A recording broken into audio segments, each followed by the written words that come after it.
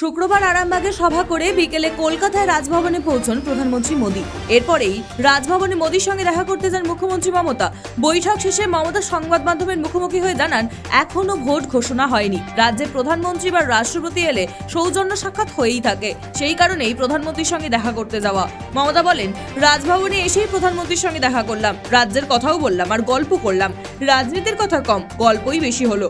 কেন্দ্রের কাছে বকেয়া নিয়ে প্রধানমন্ত্রীর সঙ্গে কোনো কথা হয়েছে কিনা তা জানতে চাওয়া হয় মুখ্যমন্ত্রীর কাছে। তিনি বলেন, হ্যাঁ, সেসব নিয়ে আমার যা বলার বলে দিয়েছি। মমতা সংযোজন, আমার যা বলার আমরা রাজনীতির মঞ্চে বলবো, এটা আমার সৌজন্য সাক্ষাৎ এবং প্রোটোকল মেনে। শনিবার কৃষ্ণনগরে সভা করছেন প্রধানমন্ত্রী মোদী। আগামী 6 মার্চ আবার রাজ্যে আসার কথা তার। কার সাথে সভা করবেন বলে বিজেপি সূত্রের খবর। সন্দেশখালী কাণ্ডের আবহে যা অত্যন্ত তাৎপর্যপূর্ণ বলেই মনে করছেন অনেকে। তৃণমূল সূত্রের খবর, মোদীর বারাসাতে সেই সভার পরদিনই অর্থাৎ 7ই মার্চ মহিলা তৃণমূলের কর্মসূচি রয়েছে। নজরে 8ই মার্চ নারী দিবস। সেই কর্মসূচিতে দলের নেত্রী মমতার থাকার কথা। সে ব্যাপারে তিনি বলেন, এখনো কিছু ঠিক হয়নি, কেউ রটাচ্ছে, যখন ঠিক হবে দল বলে দেবে। অনুষ্কা মণ্ডলের রিপোর্ট, ক্যালকলিং টিভি, কলকাতা।